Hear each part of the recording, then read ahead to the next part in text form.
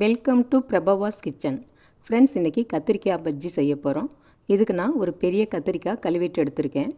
இந்த மாதிரி பெரிய கத்திரிக்காய் பஜ்ஜி செய்கிறதுக்கு, கடைசல் செய்கிறதுக்கு ரொம்ப நல்லாயிருக்கும். இதை நான் ரவுண்டு பீஸாக முதல்ல கட் பண்ணி எடுத்துக்கிறேன்.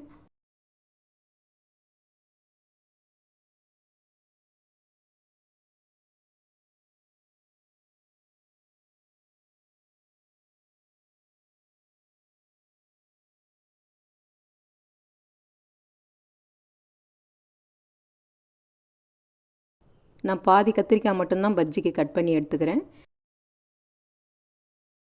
இப்போ ஒரு பாத்திரத்தில் தண்ணி எடுத்து கட் பண்ண கத்திரிக்காய் பீஸ் எல்லாம் அதில் போட்டுக்கலாம். அப்போ தான் நம்ம பஜ்ஜி போடுற வரைக்கும் அந்த கத்திரிக்காய் கருத்து போகாமல் இருக்கும்.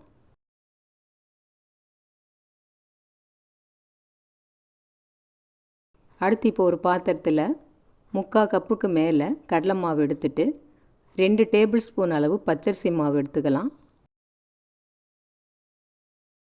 இதில் தேவையான உப்பு சேர்த்துட்டு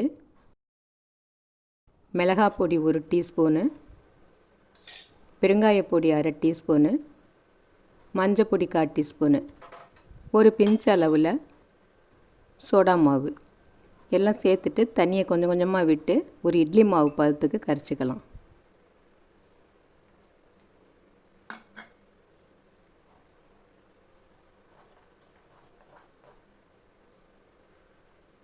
இது கட்டி இல்லாமல் நல்லா கரைச்சி விட்டுக்கலாம்.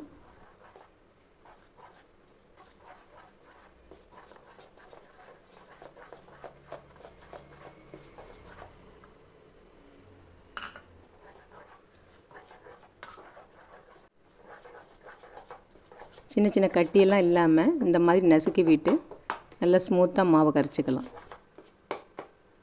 இப்போ மாவு கரைச்சாச்சு. இந்த மாதிரி பதத்தில் இருக்கணும்.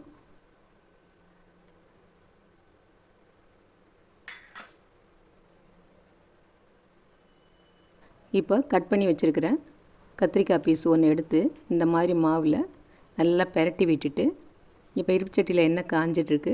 சரியான சூடு வந்ததும் இதை போட்டுடலாம். இப்போ கடலை மாவில் நனைச்ச பீஸை போட்டுடலாம். இது போட்டதுமே பாருங்கள், நல்லா புஷ்ஷுன்னு உப்பி வரும். இந்த கத்திரிக்காய் பெருசாக இருக்கிறதுனால ஒவ்வொரு பஜ்ஜியும் நல்லா பூரி சைஸில் வரும்.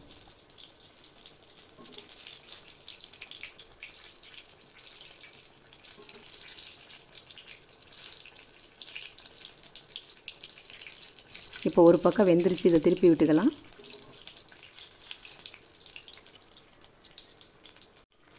இப்போ 2 பக்கம் நல்லா வெந்துருச்சு. இதை எடுத்துடலாம்.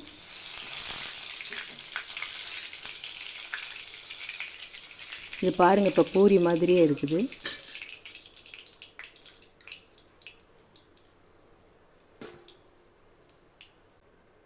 இப்போ அடுத்து ஒரு பீஸை மாவில் நனைச்சி போட்டுடலாம்.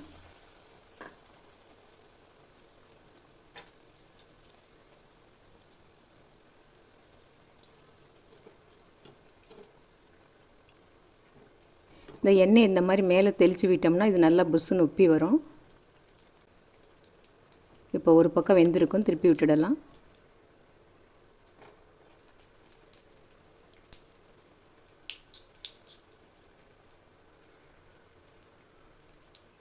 இப்போ 2 பக்கம் இது நல்லா வெந்துருச்சு. இதை எடுத்துடலாம்.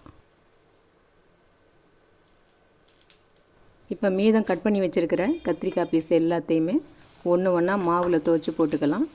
இப்போ நம்ம எல்லா கத்திரிக்காய் பஜ்ஜியும் செஞ்சு முடிச்சிட்டோம். இது எவ்வளோ சாஃப்டாக இருக்குதுன்னு பாருங்கள். சாதாரணமாக உருளைக்கிழங்கு வாழைக்காய் பஜ்ஜிலாம் கூட கொஞ்சம் திக்காக இருக்கும். இது பஞ்சு மாதிரி சாஃப்டாக இருக்கும். சாப்பிட்டோம்னா எத்தனை சாப்பிட்றோம்னே தெரியாது. அந்த அளவுக்கு நல்லாயிருக்கும். ஒரு தடவை கத்திரிக்காய் பஜ்ஜி சாப்பிட்டு பார்த்தவங்க திரும்ப திரும்ப இந்த கத்திரிக்காய் பஜ்ஜியவே சாப்பிட விரும்புவாங்க. அந்த அளவுக்கு நல்லாயிருக்கும். வெங்காய பஜ்ஜி, வாழைக்காய் பஜ்ஜி, உருளைக்கிழங்கு பஜ்ஜியெல்லாம் விட இது சூப்பர்பாக இருக்கும். இந்த டிஷ்ஷு பிடிச்சிருந்ததுன்னா லைக் பண்ணுங்கள், ஷேர் பண்ணுங்கள், மறக்காமல் சப்ஸ்கிரைப் பண்ணுங்கள். நன்றி.